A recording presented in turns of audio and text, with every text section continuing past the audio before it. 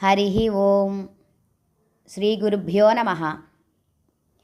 ఆపాతాళనభస్థలాంతభువన బ్రహ్మాండమావిస్ఫురద్ జ్యోతిస్ఫాటికలింగమౌళివిలసత్పూర్ణేందువాంతామృతైః అస్తోకాప్లుతమేకమీశమనిశం రుద్రానువాకాన్ జపన్ ధ్యాయేదీప్సితసిద్ధయే ధ్రువపదం విప్రోభిషించేచ్ఛివం.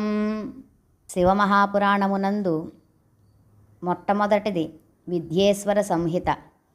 అందులో శివపురాణ ప్రవచనారంభం, మునులు బ్రహ్మతో భాషించడం, సనత్కుమారుడు వ్యాసునకు శైవము బోధించడము, లింగార్చన ప్రాముఖ్యత వరకు తెలుసుకున్నాం. ఈరోజు లింగ ఆవిర్భావ చరిత్రమును గురించి తెలుసుకుందాం. శివుడే సాకారుడు, సర్వేశ్వరుడు అని తెలుసుకున్న పిదప మునులంతా కలిసి సూత మహర్షిని ఈ విధమైన ప్రశ్నలు అడిగారు. నువ్వు చెప్పేది చాలా ఆశ్చర్యంగా ఉంది. పరబ్రహ్మమైన ఆ శివుడు సకల నిష్కల రూపాలు రెండింటినీ ఎందుకు పొందాడు? ఆ విషయం వినిపించు అని సూతుణ్ణి అడగగా సూతుడు ఈ విధంగా చెప్పనారంభించారు. గతంలో మార్కండేయుడు ఇదే ప్రశ్నను అడుగగా దానికి నందికేశ్వరుడు చెప్పిన సమాధానాన్నే మీకు చెబుతాను వినండి అని ఈ విధంగా చెప్పారు. నందికేశ్వర ఉవాచ. ఒకానొక సమయంలో సృష్టి ఆరంభింపబడినప్పుడు బ్రహ్మదేవుడు విష్ణువు దగ్గరకు వెళ్ళాడు. ఆ విష్ణుమూర్తి శేషపాన్పు మీద పారిషదులందరూ యుక్తమై ఉపచర్యలు చేస్తుండగా పవ్వళించి ఉన్నారు. తాను వచ్చిన వెంటనే విష్ణుమూర్తి ఆయనకి అతిథి మర్యాదలు చేయలేదని అహంకరించి బ్రహ్మదేవుడు ఈ విధంగా విష్ణుమూర్తిని నిందించారు. ఇంతటి సృష్టికర్తను నేను వస్తే నన్ను లెక్క చేయకుండా, లేచి మర్యాద చేయకుండా నిద్రపోతున్నావా? అందరికీ తండ్రి నేను, గురువుని నేను. ఇప్పటికైనా తెలివి తెచ్చుకొని లేచి నన్ను మర్యాద చెయ్యి. అతిథి మర్యాద చేయని వారికి ప్రాయశ్చిత్తం విధింపబడుతుంది తెలుసా అని అన్నాడు. ఆ మాటలకు విష్ణుమూర్తి నొచ్చుకుని తన బొడ్డులోంచి మొలిచిన తామర పువ్వులోంచి పుట్టిన విరించి తననెల్లా నిర్లక్ష్యం చేయడం, తనే తండ్రిననడం ఆయనకి సుతరాము నచ్చలేదు. అయినా స్థితికర్త గదా అని పైకి మాత్రం చిరునవ్వులు నవ్వుతూ బ్రహ్మదేవా నీకు స్వస్థత కలుగునుగాక అంటూనే బ్రహ్మకన్నా తన ఆధిక్యతను చెప్పుకోసాగాడు. ఎప్పుడైతే ఆత్మస్థుతి మొదలుపెట్టాడో అప్పుడే శివమాయ ఆక్రమించేసిందా విష్ణువుని. బ్రహ్మ విష్ణువులిద్దరూ కూడా శివమాయలో మునిగిపోయారు. నువ్వెక్కువ నేనెక్కువ అనే వాదమల్లా నేనే సర్వేశ్వరుణ్ణి అంటే కాదు నేనే సర్వేశ్వరుణ్ణి అనుకునేదాకా వెళ్ళిపోయింది. మాటా పెరిగింది. చివరికి యుద్ధంగా పరిణమించింది. వైష్ణవు వైపు విష్ణుగణాలు, బ్రహ్మవైపు బ్రహ్మగణాలు సమకూడి సమరశంఖారావం చేశాయి. దేవతానీకం, దివ్యర్షిగణాలు ఊర్ధ్వంలో నిలిచి ఈ ఊహించలేని పోరాటాన్ని తిలకించసాగాయి. యుద్ధం స్థాయి నుంచి ప్రళయం స్థాయికి మారుతోంది. దానికి పరాకాష్ఠగా విష్ణువు మహేశ్వరాస్త్రాన్ని ప్రయోగించాడు. అది చూచి బ్రహ్మ పాశుపతాస్త్రం ప్రయోగించాడు. ఆ లోకభీకరాలైన ఆ ఇషీకద్వయ ప్రభావానికి దేవతలందరూ కూడా దిమ్మ తిరిగిపోయారు. శివశివ శివశివ శరణు శరణు శివశివ అంటూ ఋషి దేవగణాలు కైలాసానికి చేరాయి. సర్వశక్తిమంతుడా సదాశివుడు వచ్చిన వాళ్లను ఓదార్చాడు, అభయమిచ్చాడు. ఉన్నవాడు ఉన్నట్లుగా అదృశ్యమయ్యి మాహేశ్వర పాశుపతాస్త్రాలతో ఢీకొంటున్న బ్రహ్మ విష్ణువుల నడుమ అగ్నిస్తంభమై ఆవిర్భవించాడు. మాధవుడు వేసిన మహేశ్వరాస్త్రము, పంకజాననుడు ప్రయోగించిన పాశుపతాస్త్రము రెండూ కూడా ఆ తేజస్తంభంలో విలీనమైపోయాయి. తుది మొదలు తెలియకుండా వెలుతురుగా వెలిగిపోతున్న ఆ నిలువు వెలుగుకు నివ్వెరపోయినట్లుగా ఆ మహాతేజం ముందు అక్కడున్న వారందరి తేజస్సులు తప్పిపోయాయి. బ్రహ్మ విష్ణువులు కళలు తప్పి కలతపడసాగారు. వారి అహంకారాలు అణగారిపోయి అంతకు ముందెన్నడూ కనీవిని ఎరుగని ఈ అపూర్వ జ్వాలాస్తంభం వల్ల ఏర్పడ్డ అద్భుత రసంలో మునిగిపోయారు. తానే సర్వజ్ఞుడనని, తానే సర్వస్రష్టయని తగువులాడుకున్న తామరసనయన తామరసగర్భులిద్దరికీ కూడా ఈ తత్కాలావిర్భూత వినూత్న తేజం పట్టుబడలేదు. ఇది వాళ్ళు సృష్టించింది కాదు, వాళ్ళు ఎరిగినది కాదు. అవయవాలు లేకుండా అప్రమేయంగా, అనూహ్యంగా, పరిణామరహితంగా తుది మొదళ్ళు లేకుండా ఉన్న ఆ వెలుగు యొక్క తుది మొదలు తెలుసుకోవడమే విధి విష్ణువులకు సమస్యగా పరిణమించింది. తక్షణమే బయలుదేరారు వాళ్ళు. దాని మొదలు తెలుసుకోవడం కోసం విష్ణువు శ్వేతవరాహమై పాతాళాన్ని చీల్చుకుంటూ వెళ్ళాడు. ఆ వెలుగు యొక్క తుది కనిపెట్టడం కోసం బ్రహ్మదేవుడు హంసరూపంతో ఊర్ధ్వానికి సాగాడు. ఎంత దొలుచుకుపోతున్నా కానీ మొదలు దొరకక అలిసిపోయాడు ఆదినారాయణుడు. ఇక తన వల్ల కాదనుకొని వెనుతిరిగి యుద్ధస్థలానికి చేరాడు విష్ణువు. పైకి వెళ్ళిన బ్రహ్మకి కూడా ఏమీ పాలుపోలేదు. ఆ నిట్ట నిలువుకు తుది ఎక్కడో చిక్కులేదు. కానీ సరిగ్గా అదే సమయానికి శివతైజస్తంభాగ్రం నుండి ఒక మొగలి పువ్వు క్రిందకు పడుతూ కనిపించింది. బ్రహ్మ దానిని ఆపాడు. తన అన్వేషణ గురించి చెప్పాడు. ఈ నిట్ట నిలువు నిట్టకు అగ్రం నీకు తెలుసా అని అడిగాడు. అందుక మొగలి పువ్వు ఓ మొలక నవ్వు నవ్వి, నేను వస్తున్నదే అక్కడ నుంచి. కాలమానం రీత్యా అయితే చాలా యుగాలైంది. నేను జారి ఇప్పటికిక్కడకు చేరాను. ఈ లోపల ఈ స్తంభం ఇంకెంత పెరిగి ఉంటుందో తెలియదు. నా మాట విను. దీని అగ్రాన్ని చూడడం నీ తరం కాదు అంది. బాధపడ్డాడు బ్రహ్మ. తుది కానకపోతే విష్ణువు ముందు లోకువైపోవాల్సి వస్తుందని, లేదా విష్ణువుతో సమానుడవ్వాల్సి వస్తుందని అది తనకు నచ్చదు. కాబట్టి తను విష్ణువు కన్నా గొప్పవాడు అని అనిపించుకోవాలి. అందుకని ఒక ఆలోచన చేశాడు. మొగలి పువ్వును చూసి, ఓ కేతకీ సుమమా, నువ్వు నాకో ఉపకారం చెయ్యి. నేను విష్ణువు దగ్గరకు వెళ్ళి ఈ స్తంభాగ్రాన్ని సందర్శించానని చెబుతాను. నా మాట నిజమేనని నువ్వు సాక్ష్యం చెప్పాలి అని ప్రాధేయపడ్డాడు. సరే అంది మొగలి పువ్వు. కేతకీ బ్రహ్మలిద్దరూ పూర్వరణస్థలం చేరారు. దిగాలుగా కూర్చొని ఉన్నాడు విష్ణువు. ఆ విష్ణువు దగ్గరికి బ్రహ్మ వచ్చి తాను ఆ వెలుగు కంబపు పైభాగం చూశానని చెప్పాడు. మొగలి పువ్వే సాక్ష్యం అన్నాడు. అవునంది మొగలి పొత్తి. నిట్టూర్చాడు నీరదశ్యాముడు. నేను దీని మొదలు కూడా చూడలేకపోయాను, ఓడిపోయాను అని తన ఓటమని ఒప్పుకున్నాడు. బ్రహ్మ ఆధిక్యతను అంగీకరిస్తూ అతనిని అర్ఘ్యపాద్యాదులతో ఆరాధించి ఆ తైజస్తంభం దగ్గరే బెంగగా కూర్చుండిపోయాడు. శివుడు ప్రత్యక్షమై విష్ణువును అనుగ్రహించుట.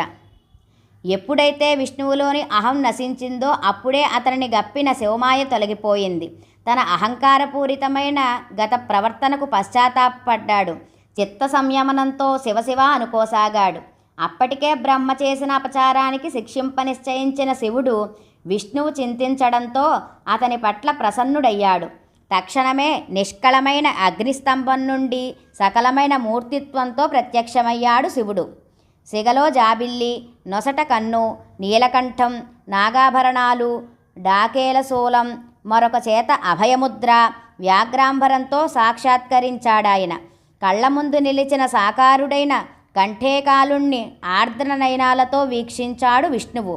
భక్తి సంభరిత మానసంతోనూ ఆనందకంపితమైన తనూలతికతోనూ ఆయనను స్తోత్రం చేశాడు. స్వచ్ఛస్ఫటికాభుడైన సాంబుడు ఇంద్రనీలాభుడైన శ్రీహరికి అభయమిచ్చాడు.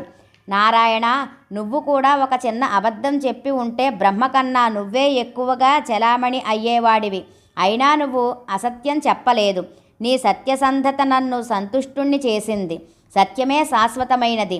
ఎవడు సత్యాన్నే ఆశ్రయిస్తున్నాడో వాడే శాశ్వతుడు. ఇక నుండి ఊర్ధ్వమధ్యమ అధోలోకాలు అన్నింటా నువ్వు నాతో సమానంగా పూజింపబడతావు. నా వలనే నీకు క్షేత్రాలు ఏర్పడతాయి. పూజలు, ఉత్సవాలు అన్నీ లభిస్తాయి. లౌకిక జగత్తులో నా ఎంతటి వాడివిగా ఆరాధింపబడతావు అని దీవించి వరాలు అనుగ్రహించాడు. శివుడు బ్రహ్మకు శిరచ్ఛేదము విధించుట. శిష్టుడైన శ్రీహరిని అనుగ్రహించిన పిదప దుష్టుడైన బ్రహ్మకు తగిన గుణపాఠం చెప్పదలిచాడు భవుడు. తక్షణమే తన సంకల్పంతో భైరవుడిని సృష్టించాడు. భైరవ, అసత్యప్రలాపుడైన ఆ బ్రహ్మని నీ కత్తివాదరతో తగినట్లు సత్కరించు అన్నాడు శంకరుడు. మరుక్షణమే భైరవుడు మృత్యువుకు సైతం భయం కలిగించే తన పదును కత్తిని జళిపించాడు. ఒక చేత బ్రహ్మదేవుడు కొప్పుబట్టి అబద్ధం ఆడిన అతని 5వ తలకాయను కస్సును నరికేశాడు. తక్కిన తలలు కూడా తరిగేయటానికి సిద్ధపడుతుండగా బ్రహ్మదేవుడు భయంతో గడగడలాడిపోయాడు. శివశివ, భవ భవ, హరహర అని ఆర్తనాదాలు చేసుకుంటూ తత్తరపడిపోతూ వచ్చి శివుడి పాదాల మీద పడ్డాడు. నిలువెల్లా వణికిపోతున్న విధాత పరిస్థితి విష్ణుమూర్తికి కూడా జాలి కలిగించింది. ఎంతైనా ఆయన బొడ్డు తామర నుంచి వెలువడ్డ బుడ్డడు గదా అని ఆ పితామహుడు అందుకే కాబోలు పునఃపునః శంకరునకు అంజలించి మ్రొక్కుతూ బ్రహ్మను క్షమించవలసిందిగా కోరాడు. అంతకన్నా దీనంగా ప్రాణభిక్ష నర్దిస్తున్నాడు బ్రహ్మ. వారి ప్రార్థనలను మన్నించి దయదలిచాడు శంకరుడు. ఓయి బ్రహ్మదేవా, నువ్వింతగా ప్రాధేయపడుతున్నావు గనుక, విష్ణువు మరీ మరీ చెబుతున్నాడు గనక ఇప్పటి క్షమిస్తున్నాను. నీ మానాన నువ్వు సృష్టి కార్యక్రమంలో ఉండు, కానీ అనృత వచోదోషం వల్ల నువ్వెక్కడా పూజార్హుడివి కాకుండా పోతావు. కానీ నా భక్తుడవు గనుక, నన్నే నిరంతరం చింతన చేస్తావు గనుక ఒక్క వరం ఇస్తున్నాను. యజ్ఞయాగాదులు మొదలైన వేదోక్త కర్మలో మాత్రం నువ్వే గురువుగా గౌరవింపబడతావు. అలా కాదని నిన్ను తిరస్కరించి చేసే యాగాదిక్రతుకాండాలేవి కూడా ఫలితాలనీయవు అని చెప్పాడు. శివుడు మొగలి పువ్వును శపించుట. తదనంతరము తడబడుతూ నిలబడ్డ మొగలి పువ్వును చూసి, ఓసి కేతకి, కూటసాక్షివై కుసుమజాతికే కళంకం ఆపాదించిన పాపిష్టవి, ఇంక నుండి నువ్వు నాకు అయిష్టురాలవు. అందువల్ల నా ఆరాధనలో నీకు స్థానం లేకుండా పోతుంది అని శపించాడు ఈశ్వరుడు. మత్తెక్కించే పరిమళాలు పొత్తి కదా మొగలి పువ్వు, అందుకని దేవతలు, ఋషులు ఇత్యాదులందరూ కూడా దానిని ధరిస్తూ ఉండేవారు. అటువంటిది శివుడు దానిని శపించగానే వారంతా కూడా తమ తమ వద్దనున్న మొగలి పువ్వుల్ని దూరంగా విసిరిపాడేశారు. దైవోపహతుల్ని ఎవరూ దరిచేర్చరు కదా. ఈ శాపం వెనువెంటనే తన పట్ల తిరస్కారం చూసేసరికి మొహమెత్తుకోలేకపోయింది. మొగలి పువ్వు అయినా శివుడికి మొరపెట్టుకుంది. హే జగన్నాథ, నీ సేవకు నోచనివాడు నా జన్మమే వృధా అయిపోతుంది. నా యందు కరుణించు. ఎంతటి పాపాత్ములకైనా సరే శివ అనే నీ నామస్మరణ మాత్రం చేత ముక్తి లభిస్తూ ఉండగా, సాక్షాత్తు నీ నిష్కల సకల రూపాలు రెండింటినీ దర్శించుతోన్న నా యొక్క ఒక్క అసత్య దోషాన్ని ఇంకా మిగల్చి ఉంచుతావా తండ్రి అని పరిపరి విధాల ప్రార్థించింది. శుద్ధ అనుగ్రహమూర్తి స్థానుడు, జాలికి పుట్టిన జంగమయ్య కాబట్టి ఆ శివుడు మొగలి పువ్వును క్షమించాడు. కేతకి, నేను అన్నది అన్నట్లుగా జరగాల్సిందే. నా ఆరాధన నీకు నిషిద్ధమైనప్పటికీ కూడా నీవు నా భక్తుల నిమిత్తం ఉపయోగించుకోబడతావు. నా పూజలోకి పనికిరాకపోయినా కూడా నాకు పై కప్పుగా అలంకరించడానికి నీవు ఉపయోగించబడతావు అని అనుగ్రహించాడు. శివరాత్రి మాహాత్మ్యము.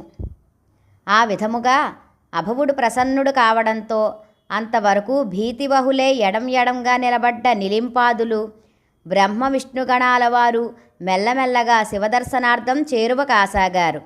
వారందరినీ వెంటబెట్టుకుని విధి విష్ణువులిద్దరూ స్వామికి విశిష్టమైన ఆసనాన్ని కల్పించారు. నభూతో న భవిష్యతి అన్నట్లుగా ఆయనను ఆరాధించారు. వారి పూజకు పొంగిపోయాడు భోళాశంకరుడు. ఆ ఆనందంలో శివుడు, మీరిద్దరూ కలిసి ఈనాడు నాకు చేసిన ఈ పూజతో నేనెంతో సంతుష్టుడినయ్యాను. కాబట్టి ఇక నుండి ఈ దివ్య సమయం నాకు అత్యంత ప్రీతిపాత్రమై మహాశివరాత్రి నామంతో విరాజిల్లుతుంది. ఇక నుండి శివరాత్రి నాడు లింగాత్మకంగా గాని మూర్త్యాత్మకంగా గాని నన్ను ఆధరించినవాడు పురుషోత్తముడవుతాడు. మహాశివరాత్రి ఒక్కనాడు అహోరాత్రులు ఉపవాసం ఉండి ఇంద్రియాలని అదుపులో ఉంచుకొని త్రికరణ శుద్ధిగా లోపం లేకుండా విధి విధానంగా నన్ను ఆరాధించినవాడు 1 సంవత్సరమంతా నన్ను పూజించిన ఫలం పొందుతాడు. ఈరోజు శివప్రతిష్టకు శివకళ్యాణానికి శ్రేష్టమైన రోజు అవుతుంది. మీ యుద్ధం నివారించే నిమిత్తంగా నేను లింగాకృతిలో ఆవిర్భవించిన ఈ మార్గశిరమాస బహుళ చతుర్దశి ఆర్ద్రా నక్షత్రం నాడు ఉమాసహితుడిగా గాని లేదా నా శివలింగాన్ని గాని దర్శించిన మాత్రం చేతనే ఆ పురుషుడు నాకు కుమారస్వామి కన్నా ఇష్టుడవుతాడు. నేను లింగాకృతితో ఉద్భవించిన ఈ తావు లింగస్థానం అనబడుతుంది. ఆద్యంతాలు లేని ఈ నేనైన అనలస్తంభం భక్తాభీష్టప్రదానార్థం పరిణామవంతమై శివలింగంగా సిద్ధిస్తుంది. ఈ అనలస్తంభం ఆవిష్కరింపబడిన నేల అరుణాచలంగా ప్రసిద్ధమవుతుంది. అప్పటి నుండి ఈ నేలని అరుణాచలంగా పిలువబడుతోంది. శివక్షేత్రాలన్నిటా ఇది అత్యంత కీర్తివంతమవుతుంది. ఇక్కడ అరుణాచలేశ్వరుడిగా ఆవిష్కరింపబడే శివలింగారాధకులు సాలోక్య, సామీప్య, సాయుజ్యాది మోక్షపదాలను క్రమశ పొందగలుగుతారు అని పలు విధాలుగా అనుగ్రహించి తుదిగా ఇలా చెప్పసాగాడు శివుడు. విష్ణు విధాతలారా, నా పరబ్రహ్మతత్వాన్ని మీకు నిరూపించడానికే నిరాకారము, నిర్గుణము, నిరుపమానము, అపరిమాణము అయిన రూపంలో కనిపించాను. అటు పిమ్మట మీకున్న సాకారత, అహంభావాన్ని తుదిముట్టించేందుకే సకలుడై ఈ లింగరూపంతో మీకు దర్శనం ఇచ్చాను. గుర్తుంచుకోండి. సకలత నిష్కలత నాకు మాత్రమే చెల్లుతాయని తెలుసుకోండి. కాబట్టి నేనే పరబ్రహ్మనని మరిచిపోకుండా మీలో మీరు తగవులాడుకోకుండా నా ఆజ్ఞ ప్రకారము సృష్టి స్థితులను నెరవేర్చండి. నాకు లింగానికి గాని లింగానికి మూర్తికి గాని నాకు ఏ విధమైన భేదమూ లేదు. నిత్యం లింగారాధన చేయండి. నిజానికి నేనేదో ఒకచోట ఉండిపోయేవాడిని కాదు. అయినా కూడా ఎక్కడ లింగ ప్రతిష్ఠ జరుగుతుందో అక్కడ మాత్రం తప్పకుండా ఉంటాను. ఒక్క శివలింగాన్ని ప్రతిష్ఠించిన వారు శివసమానుడై కైలాసాన నివసిస్తారు. అలాగే 2 శివలింగాల్ని ప్రతిష్ఠిస్తే మహాకైలాసమున శివానందానుభవులై శివసాయుధ్యం పొందుతారు. లింగ ప్రతిష్ఠ అత్యంత ప్రధానమైనది. లింగాభావం వల్ల మూర్తిని ప్రతిష్ఠించినప్పటికీ కూడా అది శివక్షేత్రమే అవుతుంది. హరి ఓం తత్సత్ బ్రహ్మార్పణమస్తు. సర్వం శ్రీ ఉమామహేశ్వర పరబ్రహ్మార్పణమస్తు. స్వస్తి.